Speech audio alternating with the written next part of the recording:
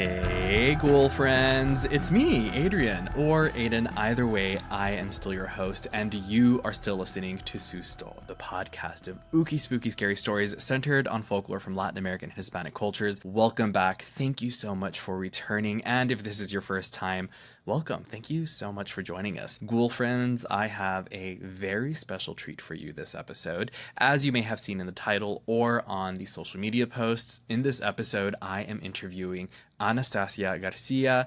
It was a true pleasure, a true honor. Anastasia, if you don't know, and you will hear about more in a bit, is the author of Ghostly Ghastly Tales, a new young readers illustrated book. This book is amazing, and Anastasia is amazing herself. We get into some really cool conversations. We have really cool moments, and I'm so excited for you to be listening to this. And if you are a best ghoul friend on Patreon, then we're looking at each other right now. That's right, this is a video episode, and there is also bonus content at the end of the episode for best ghoul friends on Patreon. We also have a very special announcement at the end of the interview, so make sure to listen all the way through to that. Something really cool that Anastasia and I are working on together. So yeah, keep your eye on it. You may have seen it in the social media post. It might be spoiled then. So if you're impatient like me and you want to spoil the surprise, go ahead and go there first if you haven't seen it yet.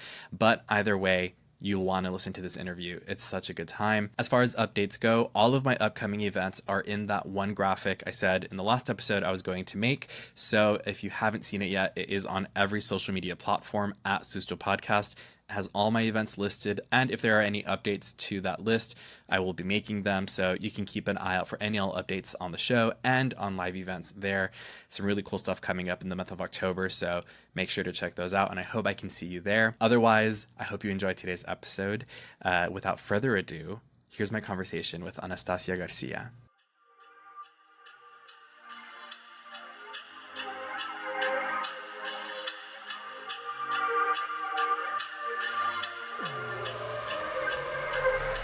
Hey, what's up? I'm Charlie. And I'm Tyler. And we are Believing the Bizarre, a paranormal podcast that dives into the unknown and the unusual every Tuesday. We discuss hauntings, cryptids, aliens, UFO encounters, conspiracies, and more. And we break down whether or not we find them believable. All right, listen, if you're not paying for electricity, you're not paying for dinner. Saw a terrifying looking face pressed to the window with gaping eyes. Almost reached it when the laughter stopped suddenly, and a sound behind me made me turn around. Sorry, I was gonna do it, but then I had SpaceX. So we got you covered, whether you like horror or laughs, or both. We actually really hope it's both. With over 3 million downloads, you'll be joining a bizarro community that we promise is more than just Mothman and our parents. We even take creepy stories from our listeners and turn them into episodes. Check out Believing the Bizarre on Spotify, Apple Podcasts, or wherever you get your podcasts. Believing the Bizarre, a podcast as bizarre as you are. Welcome back, ghoul friends. Please join me in giving a spooky, chilling, a ghostly, ghastly welcome, if you will, to our guest today, Anastasia Garcia. Anastasia, thank you so much for being here today.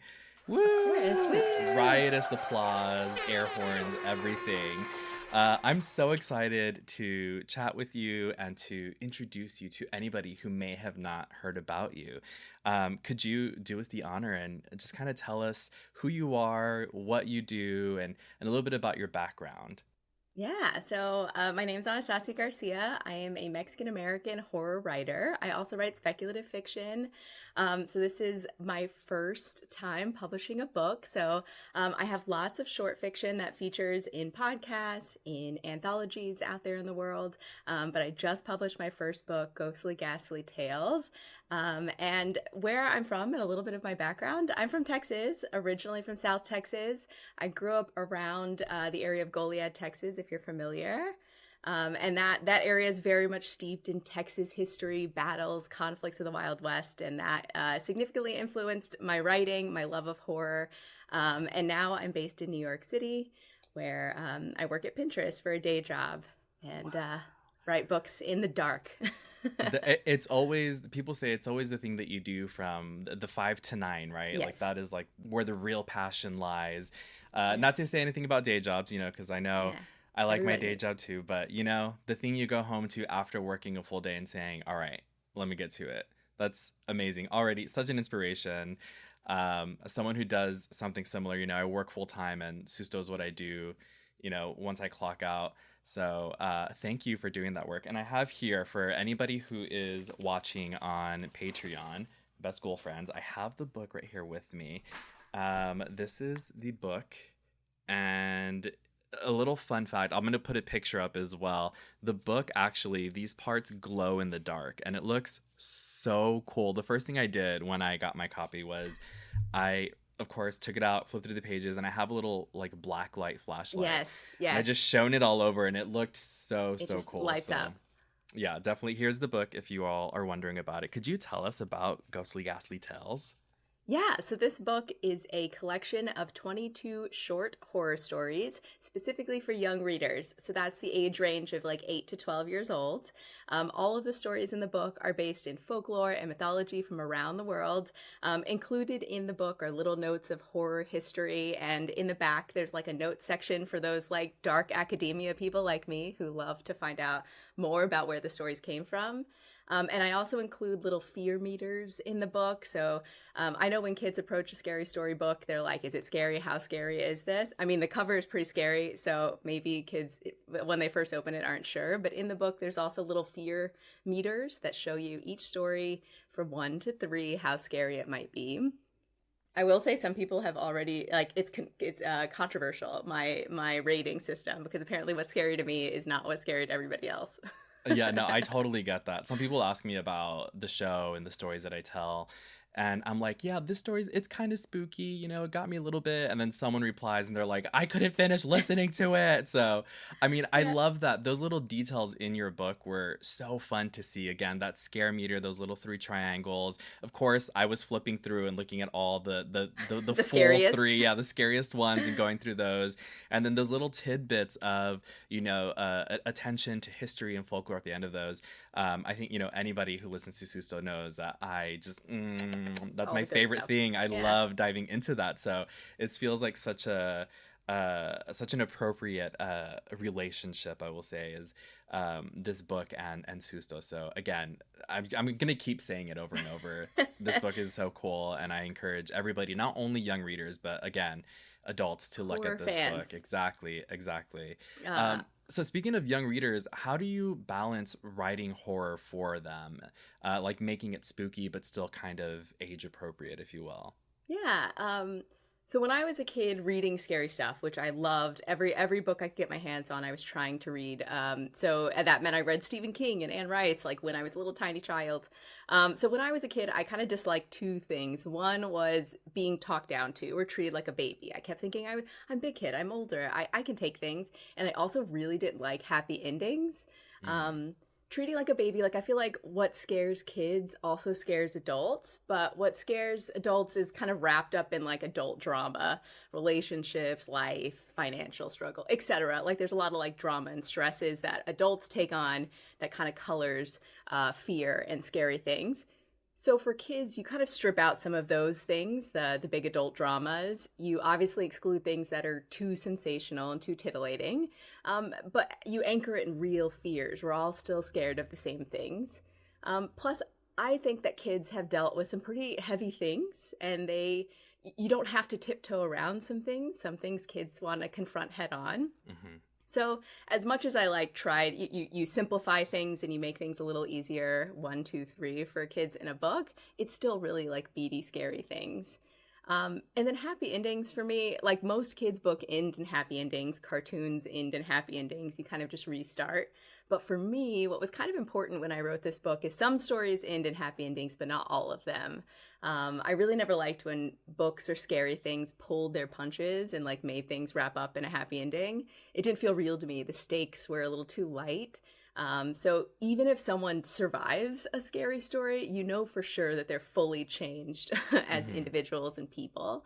So I wanted to make sure that that was captured in here. So some stories end on a happy note and some don't. That's kind of life to me. That's why I always thought Goosebumps was for babies. I appreciate that, though. I mean, as someone, again, who is also at the public library reading Yes, books yes, about me the too. Zodiac Killer when I Yes, should not have been holding those books at all. I appreciate that. And kind of allowing, again, with that scare meter system, allowing young readers to yes, kind of choose their own adventure, which also I think is great because then, if you're concerned about your young reader, you can get this book and start them off with maybe something that's on the 1 scale. And this book will then last you a long time as they yeah. get braver and more willing to confront certain things. So speaking of that, like sort of confronting, real life realities and real life horrors, if you will, do you think that horror can be a tool for young readers or readers in general to explore our fears and to learn about bravery and resilience? Definitely. Definitely. I think that's why some people gravitate towards horror. It's a safe space to kind of enjoy something that's kind of scary and, oh my God, the stakes are so high, life or death. And then you get to just kind of like close the book and move on. I think books especially help us become more empathetic people in general. You have to, as a reader, you have to fully immerse yourself in someone else's life, their experiences. You have to feel what they feel so that the book at the end, you've got resolution.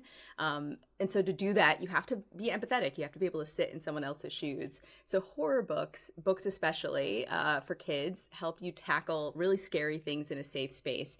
If at any point you feel like the emotions are too high or I can't deal with this, you can close the book physically, put it down, walk away, enjoy something else in the rest of life, and then like slowly approach when you want to again.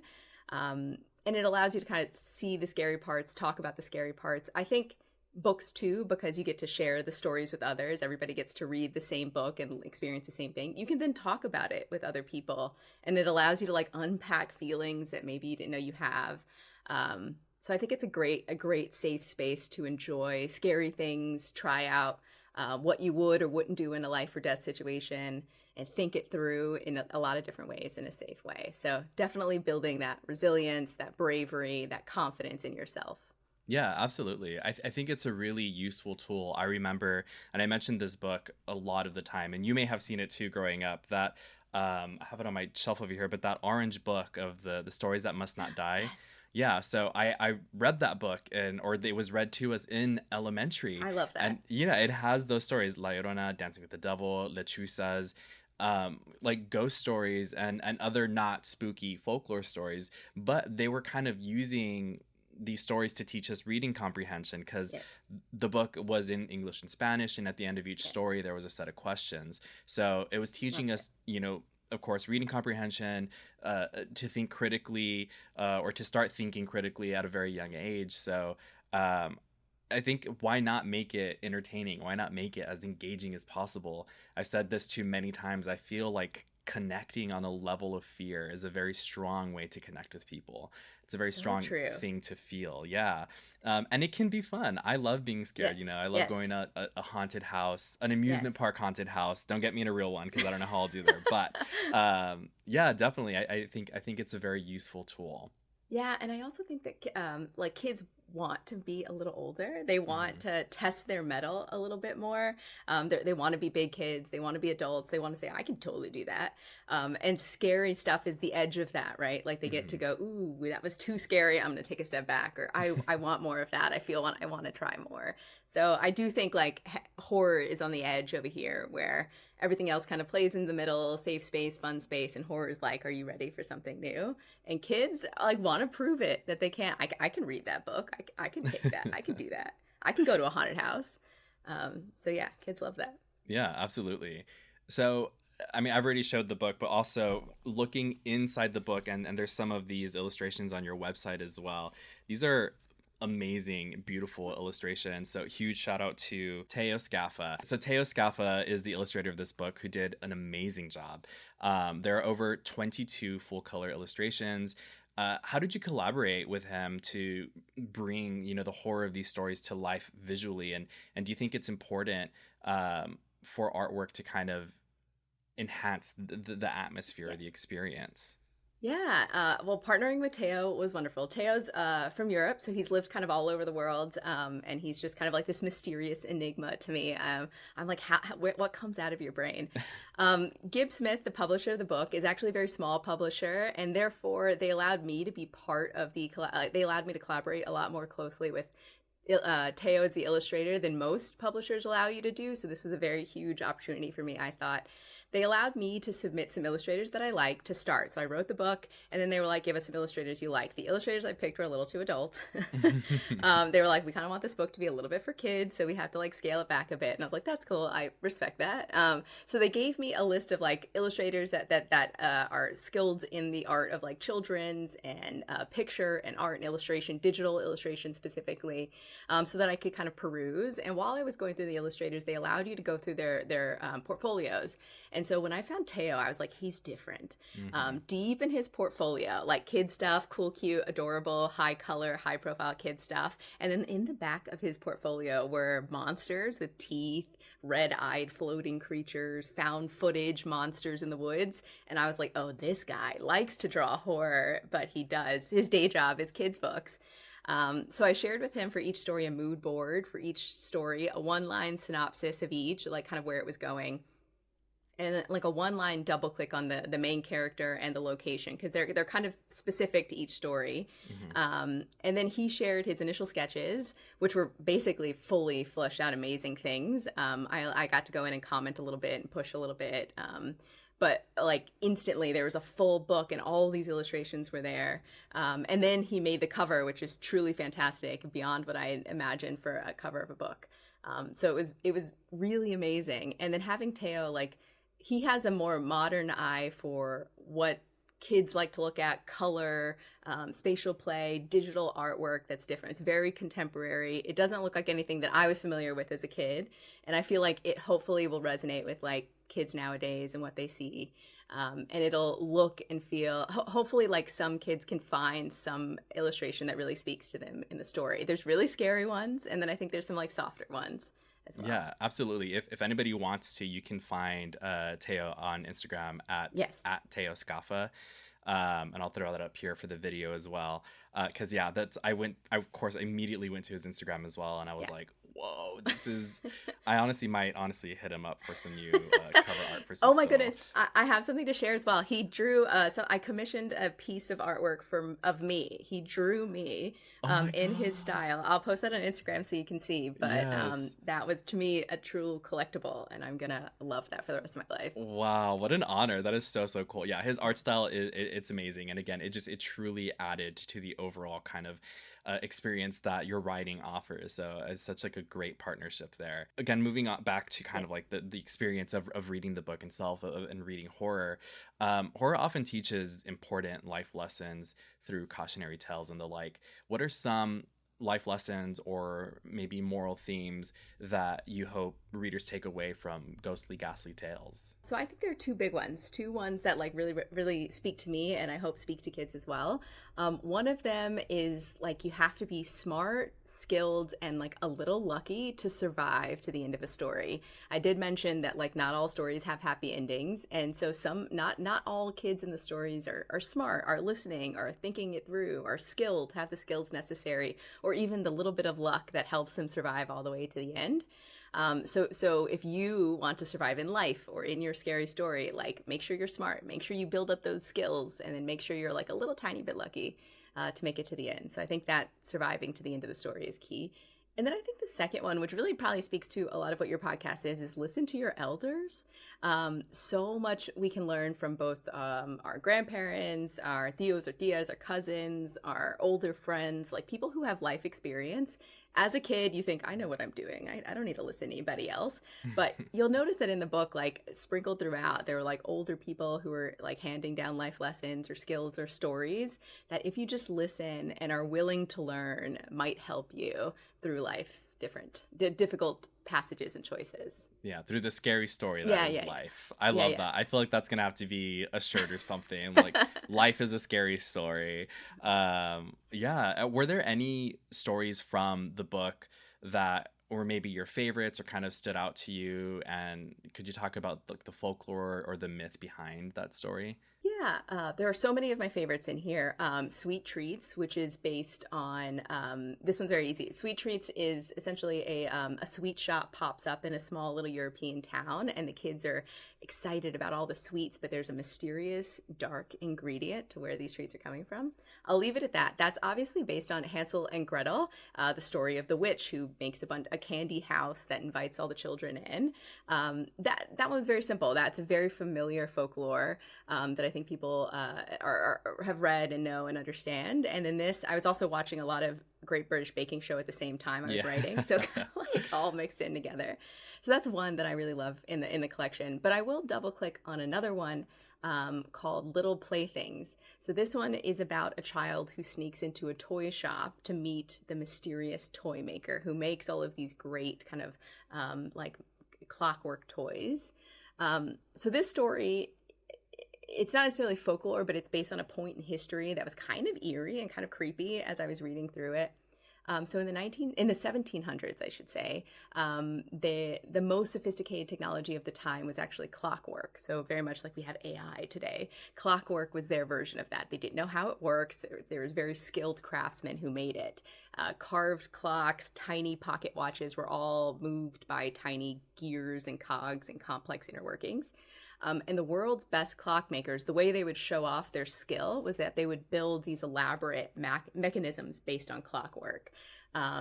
So in Switzerland specifically, there was this family called the Jacques Droz family, which were a family of clockmakers that created these like lifelike human-esque creations out of clockwork. Something about that is like uncanny valley, right? Like there's something about like, so they actually made children-sized creations. One could play the organ with fingers. They could actually play songs with their fingers. Terrifying. One could draw, like they would put a pencil in its hand and put a piece of paper and it would draw different artwork. You just set play and it would go. And then there was another one that could actually write full letters. If you gave it like a goose feather and ink, it would essentially write a full letter from start to finish. And these are real things that were made. Real. They exist. They're out there. They're out there. They're in your house.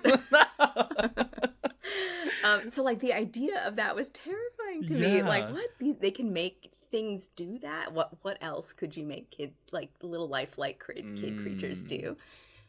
So that inspired this short story that's very small, very tight, about a toy shop. Wow. Truly, God. And I love that. Also, I don't know if I mentioned it earlier, but these stories, they're based on folklore and events in history from around the world. Yes. So, and again, that's one of my favorite things to do on this show is to find something from another part of the world and kind of relate it to maybe my own experience or to a story that I've covered on the show before, or a potential story to cover. So this is a really also fun way to learn about culture. Not only learning about ourselves and horror and how we process that, but also other cultures in the world. So another reason to give this book 5 out of 5 boos or something. Yes, 5 out of 5 boos. I hope, and that was also to me too. As a kid, I was also a library kid that spent a lot of time in libraries reading and trying to learn about everything outside of my small town Texas. And I hope this book gives you, if you never travel to these parts of the world, the Philippines, Switzerland, the Alps, like any of these monstrous cool, interesting places, you can always open a book and find it, whether it's this book or any book in the library. That was something that was very important to me, was the access that books give you as a kid. Anyway. I love that. Oh, that's so that tugs at my heartstrings, is, making the world accessible, with just, a pile of paper, right? Yeah. It's like the doors that can open, and the kind of the ripples that it can create. I read books like this when I was a kid, so yes. I'm so excited for another little weirdo out there to grab your book and to be inspired and to see what they come up with. It's all very, very exciting. Yeah.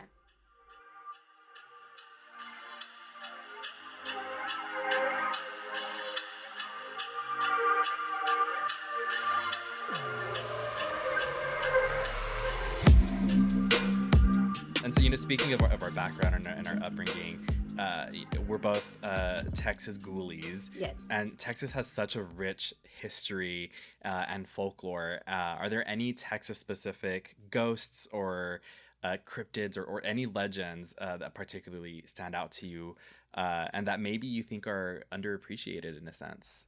Yeah. So in the book, I touch on La Llorona. She's in here. So there's a whole story on that. But she obviously is kind of like the star of Texas folklore. She gets her own movies. She's the Beyonce Yes, of ghosts, yeah. if you will. if you will. So she gets her own movies. She gets everything. But I think my favorite short, like urban legend, I should say, from Texas was actually, have you covered this? The San Antonio school bus massacre. Yeah. I've heard. A Is little that bit, the one yes. with the railroad tracks? Yes. I The haven't can- covered it yet. Okay, so it's in the future. Yeah, definitely in the future. Possibly a visit to the site itself. Ooh. Well, we shall see. Yes. Just to quickly touch on it, that was one of my favorites. San Antonio, there's a school bus, there's a railroad track, apparently, where a school bus of children was crossing and was hit by a train and brutally murdered in a dark and dangerous way.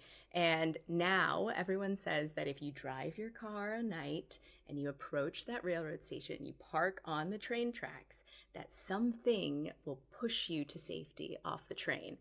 I've also heard it told that if you sprinkle a little baby powder on the back of the car, you will find tiny little handprints that helped push your car to safety. So that to me was always terrifying. One, because you're a kid who rides a school bus and goes, wait a minute, I can die. Whoa, hold on, Whoa. pause. Yeah, terrifying. And then Yeah. obviously, like the way I heard it was very urban legendy. So and so's cousin went to go there and saw it the other night, just 2 weeks ago. And so that felt Midna very was real. there and they pushed Yeah. her car. Exactly. And so felt very close to home. So that one I love, and Yeah. I just never haven't seen that around yet. Have you visited those tracks No. before? I smell a trip. I smell Yeah, a road trip. I Yeah, I definitely remember hearing that story growing up as well. And I had never been so thankful to be a pickup drop off kind Yes. of kid in that moment. Yeah, such a good one for sure. There was a similar one that happened somewhere in the Rio Grande Valley where the bus was it allegedly drove off into this kind of like water reservoir, and so now that whole area is said to be haunted as well. I can't remember what city it happened in, but anyone from the Rio Grande Valley, if you're hearing this and you know where it's at, please let us know, because a similar story with a bus full of children. What is more sad and traumatic Yes. than that, right? Losing so many young innocent lives, and then the stories that kind of come from that. But yeah, definitely those tracks in San Antonio is a very popular one that I will cover in the future for sure. So on the other side of this, horror is often kind of dismissed as just purely just for entertainment purposes. There's nothing deeper behind it. Do you think that horror does play a role in reflecting on, I mean, we're already talking about it, on societal fears and cultural illnesses or issues rather, especially within the Latina community? Yeah, definitely. I think the Latin community for me is very steeped in the supernatural. I don't know how. I mean, I obviously listen to your podcast, so I know. But so much of just the stories we tell with each other, the myths, the legends, the history is all steeped in something kind of slightly supernatural. There's healing, there's prayer, there's all kinds of like power that we find in the spaces that we live and kind of like the communities that we build around us. So to me, the supernatural is very prevalent in just our culture and our community. And so the idea that like horror, which is one step beyond, now we've got vampires and monsters and ghoulies and spooks, is very close. And so it wasn't that far of a departure to like make horror such a big part of our community. And I do agree that like horror is usually treated as kind of like a funny, silly, like genre, and it's not that serious. It's never literary, etc. But to me, horror is on the bleeding edge of culture here. Writers of horror are tackling new fears that plague us like every day, and that can include old fears that are very familiar to us. Man versus nature, man versus man versus monster. But then it also plagues like new fears all the time. That can include things like climate change, like watching our communities change. It can include toxic love, changing roles within a home, It can talk about war. It can talk about disease. It can talk about technology. It can talk about human brutality against each other. Or it can even just like the fear can just be a place unknown. It can be flesh and blood, like someone you know. It can be an unfathomable cosmic entity. It can be a thing, a feeling, a place. Like horror lives in all of these places. So to me, yes, it's entertainment, but it really is dredging up some of these things that we carry with us from generation to generation. And I love that horror allows us a space to kind of play with it, deal with it, approach it, uncover it, and kind of tackle it together as like readers and as a community. Yeah, definitely. I like that you mentioned that it's not like the love or the appreciation of horror is not a far cry from the way that many of us were raised. My kind of working theory around that is because a lot, if not the majority of Latina people are raised in the church, are raised Yes. Catholic. And so I've always said that Catholicism it's inherently spooky. Yeah, You're very telling much me so. that we gather as a group, as a coven once a week, Chant. and we chant and we sing and we praise a deity who came back to life Yeah. and is also, by the way, hanging on the Yes. wall above us with blood dripping down. Like that Yeah. is that is horror. Like, of course Yes. we're like, oh yeah, It's no, a I love this coven. too. Exactly. So and then but don't go into hot topic because Yes. eso no es de Dios. But you better believe that we're going to be lighting our candles Yes. and maybe even going to get our cards read, depending on Yes. what kind of Catholic you are. Yes. I think Catholicism and just like Christianity and religion is one way of approaching kind of like the fears and the unknown of the world. And yes, many of us did. And then like there's so many, and like everything, it's just like a general appreciation that there's otherworldly effects taking place every day, that our prayers have power and meaning, whether it's praying to a religion specific God or just praying for the safety of our family. Like that has power. And yeah, just like somehow that's all just built into how we were raised. All of that was very real to us. Yeah, absolutely. Yeah, and I'm sure it applies to many other religions, but it's just, again, that was my experience, and that's what I know. So I'm like, yeah, I remember. It's like I'm eating Sitting his in church. flesh, Yeah, drinking his blood. What? This is heavy metal. So true. I remember being a kid being like, can you explain the 7 deadly sins one more time? Yeah, please. I need to run down. Yeah. So Anastasia, have Yes. you had your own encounters with the paranormal? Yes. Please tell us. I think everyone, I don't know, maybe it's just everyone, my whole family, we spent so much time sitting around a bonfire when the sun was setting and the chicharras are humming in the distance. Like that was very familiar to me, and everyone in my family somehow had a brush with the paranormal in some regard. So these were just stories we shared after dinner, Oh, just yeah. like casual. And I'll share one story. I've had so many, like, mysterious footsteps, haunted houses that I've lived in, doors opening, closing, sounds in the distance. But there's one that's very Texas that I'll share with this group. And let me see if I can find. Okay, I just had some notes on like trying to remember setting my stage. Yes. So a true writer. Yeah. So this story actually inspired one of the stories in here. One of the stories called "The Drums of War" is about a girl who visits a haunted battle site and like slips into a time slip back in time. And so when I was younger, I don't know if you or maybe lots of little Texas kids visited a battlefield. There are many of them in Texas, a battlefield. And the field that we visited when I was a kid, I'm not going to say which one because I kind of want every Texas kid to feel like it's the one right next to them. Yes. Most of the battlefields are just generally open fields. The one I went to had like little pavilions and picnic tables and like a visitor center. And it had like a giant circle driveway that had a bunch of trees. And we saw everything, and everybody was getting ready to load up to go back on the buses. And for a minute, my cousin and I kind of like wandered off, which is obviously the first step in a horror movie, right? We wandered off, and we were kind of playing, and we were talking, and we were laughing, and we were just joking around, totally not looking for anything scary. And for a minute, it got super quiet. We couldn't see the buses anymore, and everything came way down. It's like all the sounds of the kids were gone. There was no wind in the trees. There were no leaves. There was nothing, and it felt weird. It felt for that moment like, wait, something's wrong. Something's a little off. And I had this feeling like somebody was watching us. And obviously we're in a group full of kids, but somehow we were on our own. And all of a sudden it felt like someone was watching us. And I was looking around for a minute, like, is something weird? Am I just feeling something strange? And in the trees, all the trees that lined the driveway of this thing was filled with black birds, hundreds of them, but not making any sound. What? No cawing, no birds, no feathers, nothing. And I was like, oh no, something's happening. It's like there was a feeling, a palpable feeling of like something is wrong. And I was like, am I going nuts? But then I looked over to my cousin and she's looking at me too. And the both of us are like, something is happening. Something weird is going on. All of a sudden, sound came back in the sound of footsteps in the grass. And we were looking around like, where's that coming from? And then another set of footsteps, and then crunch, crunch, crunch, crunch, crunch, crunch, crunch, crunch. Hundreds of footsteps all around us. And we booked it.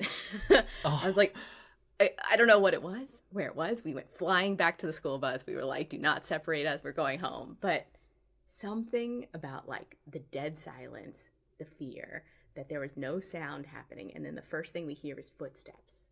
Lots. Terrifying. Oh my God.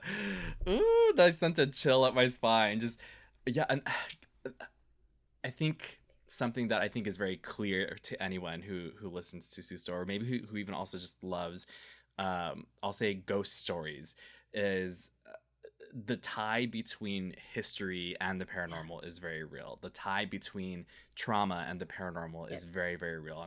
I'd say that almost every episode, but yeah, because of history and major events in history. And so I think that's why if you've ever done any of those like haunted bar crawls in major cities, it's always somewhere historic, and so it ends up being like a history tour. But I'm like, yeah, that makes perfect sense. Of course, like, you know, these long-standing places or places where big events happen, it makes total sense that there would be activity there.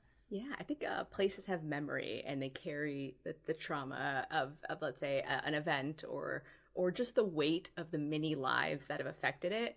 If energy is something that we give off and something that when we die just dissipates into the universe, like I think places can hold on to that like a sponge. And in that moment, I really felt it, like this place has a memory and this is what I'm feeling. I love that. Oh my God, thank you. Well, thank you so much for being here today, for sharing with us. And before you let people know where they can follow you and find your book, we do have a very special announcement, I guess you could say.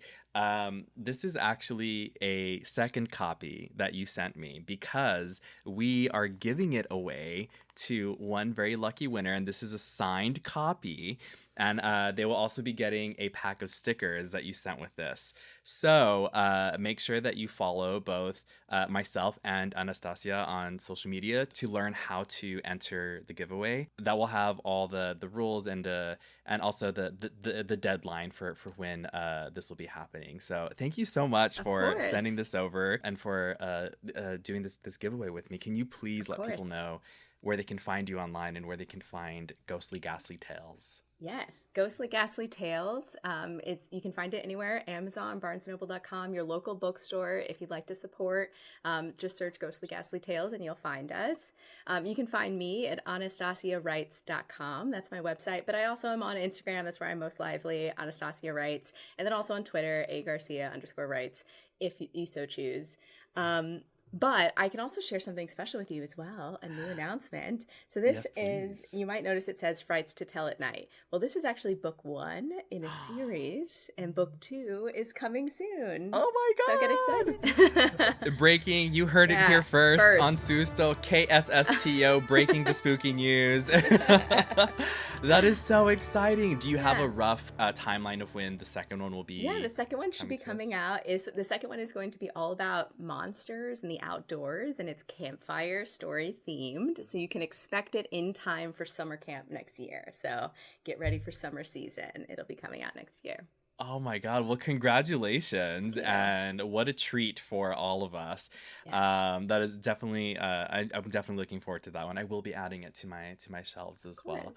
Well, Can thank I you take again. I'm can I sorry. take a moment? Yeah, Yes, can I please. take a moment to thank you for being such a like leader amongst our community in sharing these stories from generation to generation. Like I honestly believe that humans have been storytellers for the end of time, and there are a few of us who carry the torch of storytelling from generation to generation. And I truly think you were one of us. You take the time to gather the stories, to keep them, to retell them, and keep them alive. So thank you, Ayden, for all the work that you do on this podcast, but just in life, sharing the stories with the new generation. Thank you so much. I'm Of trying really course. hard not to cry because I'm a Chion. Thank you. That means so much. Oh, of course. Oh my goodness. Well, if you are a best ghoul friend on Patreon, patreon.com/Susto Podcast, you will have access to some bonus content that will be coming up next. If not, thank you so much for listening today. And Anastasia, one more time, thank you for being here. I Of truly course. appreciate it. Thank you, everyone. Bye.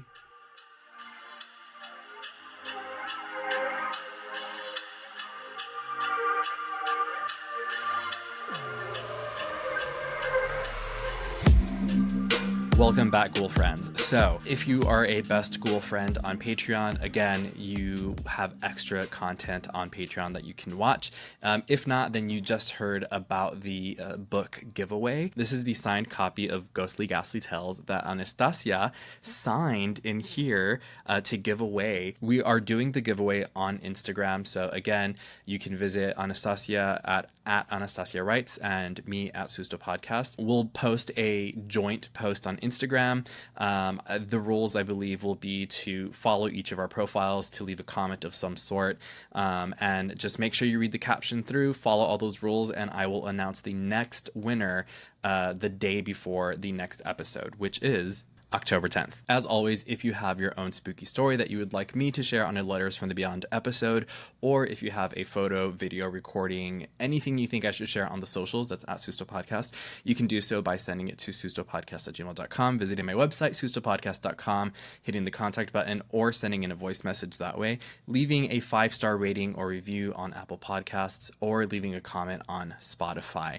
So many ways to do that. Again, follow at Susto Podcast for any and all updates on the show and to catch those live events. Final thing I will leave you with, thank you so much to this episode's Patreon subscribers. You are Liza, Sadie, Rachel, Alejandra, Luther, April, Mario, Eva, Dee, Josette, Sam, Angela and Co., Mandy, Jules, Lori, Jeannie, Desiree, Anna, Ashes, Neresa, Rachel, Azucena, Rios, Marlene, Chata, Lainey, Desiree, Cynthia, Serena y Flamenca, Belinda, Archie, Ricardo, Sarah, Anastasia, Vanessa, and Marisa.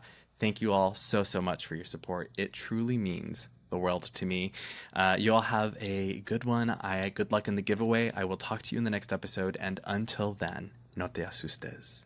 Bye.